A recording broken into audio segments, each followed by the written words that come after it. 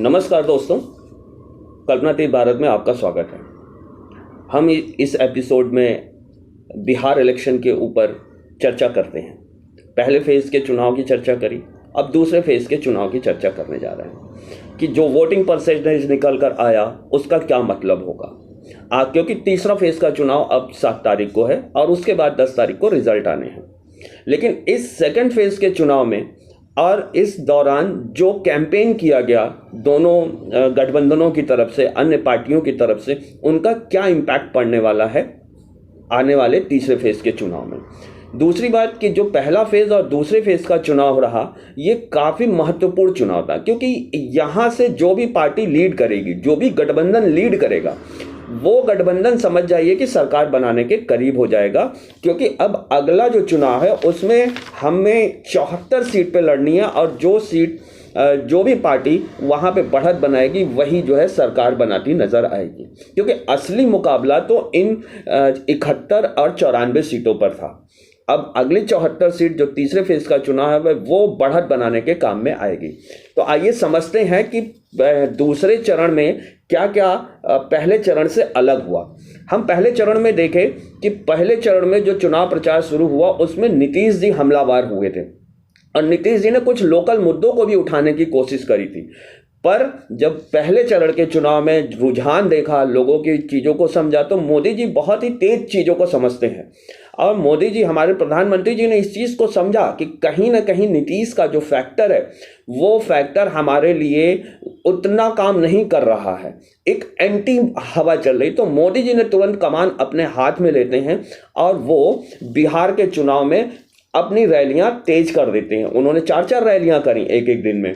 और वहां पे एक चीज देखने को मिली कि जो मोदी जी अपने चुनाव प्रचार में, जैसे पीछे के आप चुनाव प्रचार देखे होंगे, वो हमेशा विकास की बात करते हुए नजर आते हैं।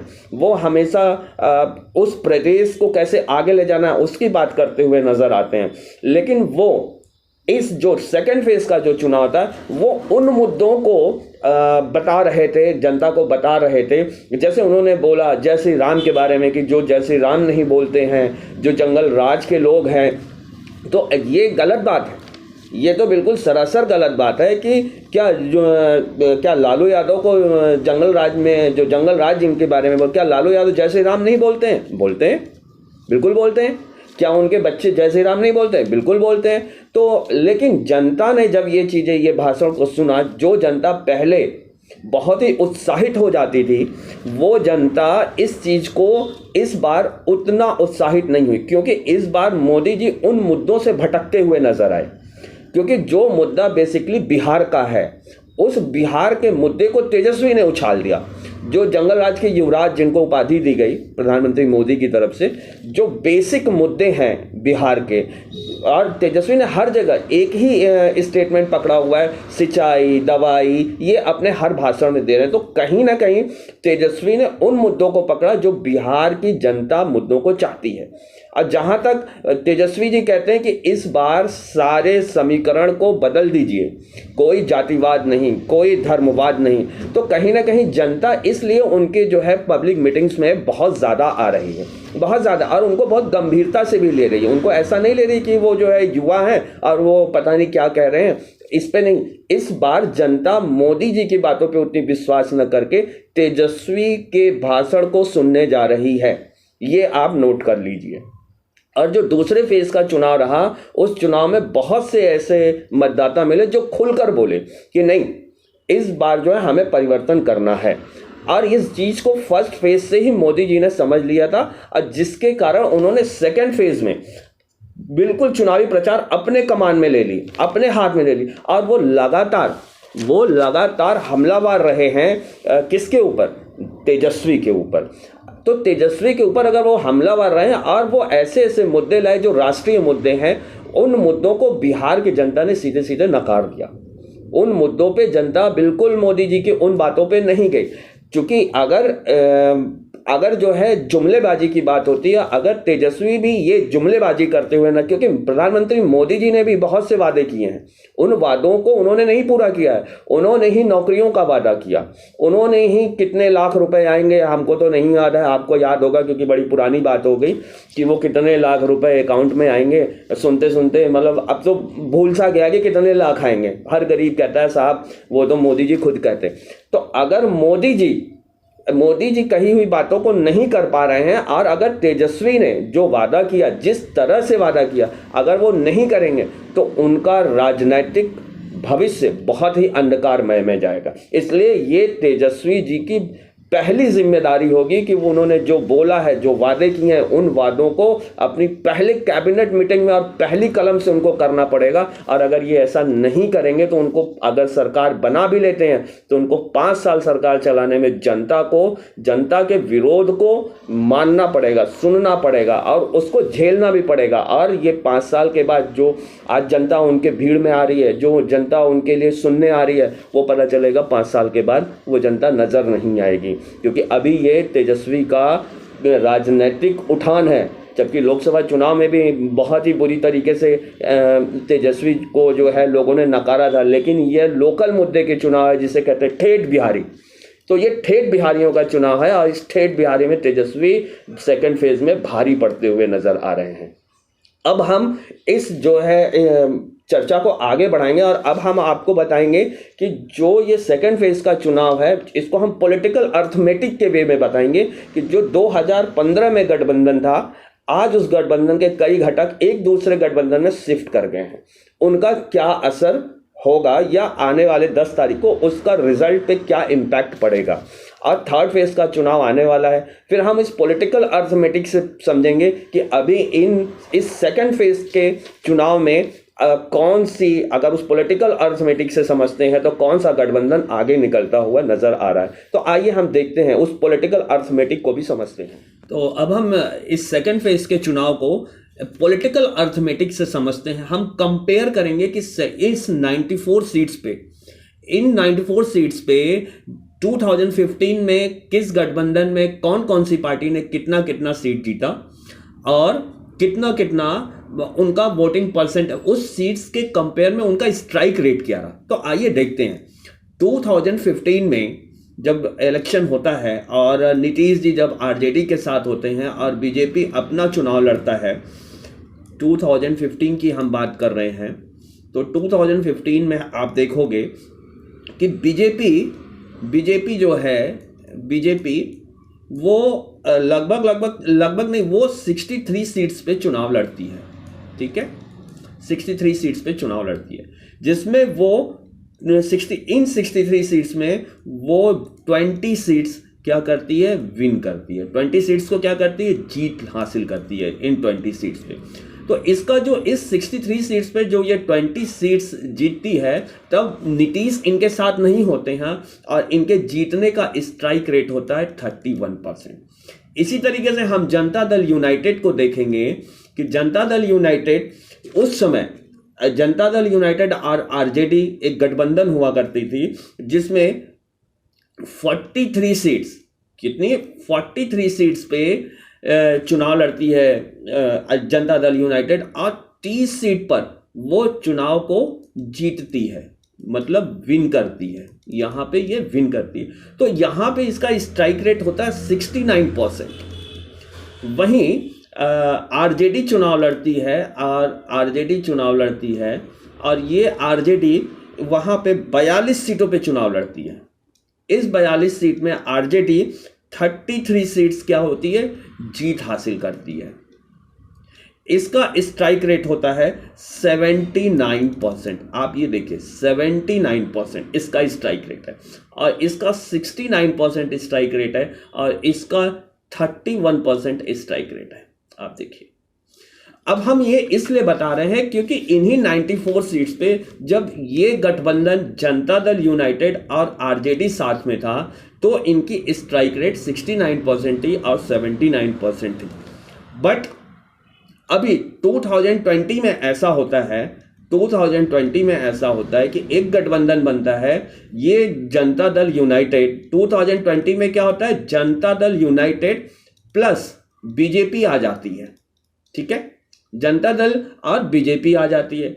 वहीं जो है अब ये जो गठबंधन है, हम देखेंगे ये जो गठबंधन 2020 में अगर हम मान लेते हैं कि ये वोटिंग परसेंटेज आपने देखा कि वैसे ही सिमिलर रही, अगर ये सिमिलर जनता दल यूनाइटेड, अगर ये इस बार 2020 में जनता दल यूनाइटेड जो है 43, जनता दल यूनाइटेड कितनी कर रही है, 43 सीट्स पे लड़ रही है, और बीजेपी कितने सीट पे लड़ रही है, 46 सीट पे लड़ रही है, ठीक है। आप समझिएगा, अगर ये 43 सीट्स पे लड़ रही है और अगर हम मानते हैं कि ये 43 सीट्स पे लड़ रही है और इसकी स्ट्राइक रेट 69% ही होती है, तो आप ये समझ जाइए कि जनता दल यूनाइटेड लगभग जनता दल यूनाइटेड जो है आपका लगभग अगर उसी स्ट्राइक रेट से देखेंगे तो जनता दल यूनाइटेड लगभग 28 सीट विन करती हुई नजर आ रही है।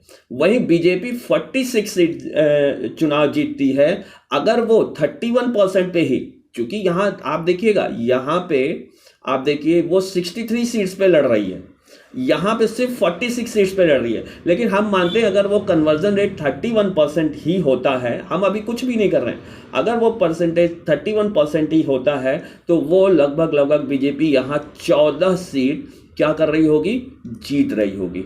तो अगर ये इसी स्ट्राइक रेट पे जीतते हैं तो आप इनकी टोटल सीट्स को मिला दीजिए, 28 + 14, तो ये कितना हो जाता है आप खुद ही देखिए, 28 + 14, तो ये हमारा एक समीकरण बन के आ रहा है। 28 + 14 हमारा कितना हो जा रहा है, 42 सीट्स हो जा रही हैं। कितनी हो जा रही हैं, 42 सीट्स। मतलब आप समझ रहे हैं ये तब हो रहा है जब पूरा का पूरा सेम कन्वर्जन चल रहा है, मतलब जनता दल यूनाइटेड को पूरे वो वोट मिले हैं 69% और 31%, तब जाकर के यह जो है गठबंधन 42 सीट्स पे पहुंच रहा है। बट आप समझिए कि अब ये अगर यही 2020 में देखिए जो आरजेडी है बात करेंगे आरजेडी की, तो आरजेडी जो है इस 2020 में अकेले लगभग 56 सीट्स पे, कितनी सीट्स पे, 56 सीट्स पे चुनाव लड़ रही है, इतने सीट्स पे चुनाव लड़ रही है। अगर उसको भी हम मानते कि वो 79% से वो चुनाव मतलब उसका स्ट्राइक रेट रहता है, तो वो यहाँ पे चुनाव, यहाँ पे उसके सीट्स हो जा रही हैं 44। हम ये आंकड़ा इसलिए, ये पॉलिटिकल अर्थमेटिक हम आपको इसलिए बता रहे हैं क्योंकि जो वोटिंग परसेंट है, वो वोटिंग परसेंट थर्ड फेज में बहुत ज़्यादा नहीं बदला है, तो भी यहाँ 2 सीट, यहाँ जो डिफरेंस आ रहा है +2 का आ रहा है। कितना आ रहा है, +2 का डिफरेंस आ रहा है ना।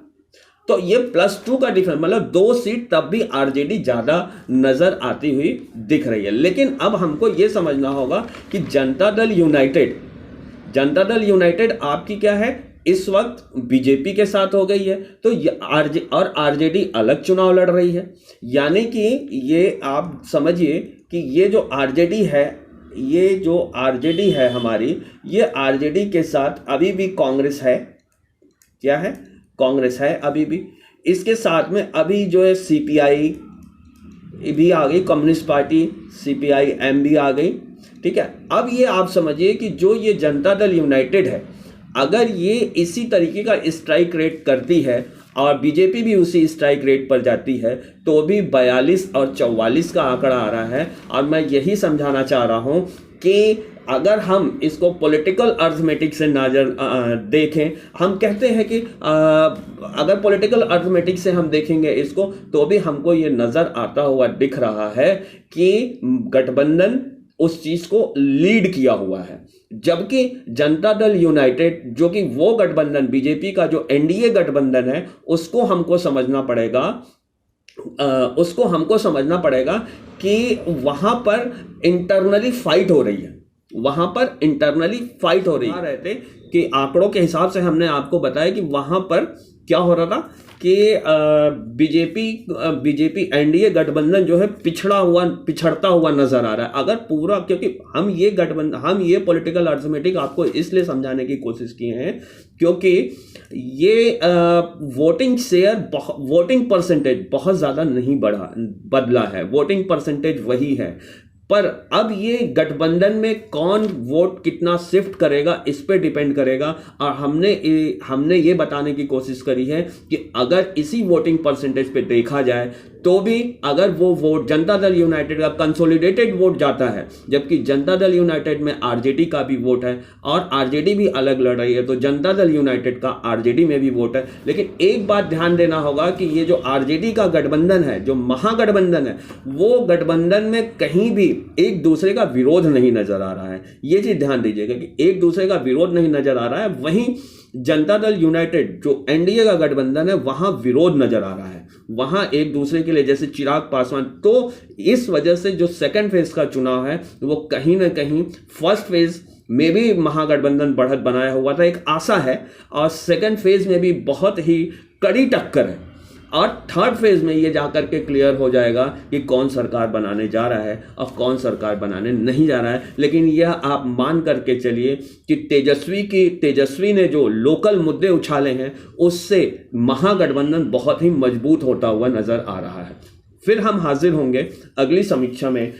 10 नवंबर को चुनाव का परिणाम भी है और 7 नवंबर को हमारा तीसरा फेज का भी चुनाव है। तो हम देखेंगे कि आखिर तीसरे फेज के चुनाव में हमारे जो आंकड़े कह रहे हैं वो 10 तारीख को ही क्लियर होंगे। कहीं ना कहीं एक बहुत ही टफ फाइट नजर आ रही है और उस टफ फाइट में कहीं ना कहीं एनडीए का गठबंधन पिछड़ता हुआ नजर आ रहा है। ये आप नोट करिएगा। अगर ये चुनाव बनता भी है, अगर एनडीए के फेवर में भी जाता है, तो भी तेजस्वी कहीं ना कहीं उन बिहारी जो अपने को ठेठ बिहारी बोलते हैं, वो कहीं ना कहीं बिहार की जनता को एंटरटेन करने में, बिहार की जनता का विश्वास जीतने में काफी आगे निकल चुके हैं मोदी के तुलना में। क्योंकि मोदी बिहार का चेहरा नहीं है, आप याद रखिएगा, मोदी बिहार का चेहरा नहीं है। बिहार का चेहरा अगर कोई है तो वो चेहरा कौन है? वो नीतीश है, और नीतीश के चेहरे को इस वक्त पीछे कर दिया गया है और मोदी के चेहरे को इस वक्त आगे कर दिया गया है। तो ये समझने की बात है कि आखिर ऐसा क्यों किया गया। ऐसा इसीलिए किया गया कि नीतीश के विरोध में एक लहर बह रही है और उस लहर का पूरा फायदा महागठबंधन को होता जा रहा है। और हमने एक पॉलिटिकल अर्थमेटिक के थ्रू भी आपको समझाने की कोशिश करी है। फिर देखते हैं कि 10 तारीख को चुनाव का परिणाम क्या होता है। फिर हम आपके सामने उस दिन की फिर हम इस पूरे चुनाव की एक चर्चा करेंगे कि इस पूरे चुनाव में कैसे क्या क्या हुआ और हमने क्या आकलन किया था। उस आकलन पे कितनी हमारी पॉलिटिकल एनालिसिस सही होती है और कितनी गलत होती है, वो हमारा भी एक इम्तिहान होगा।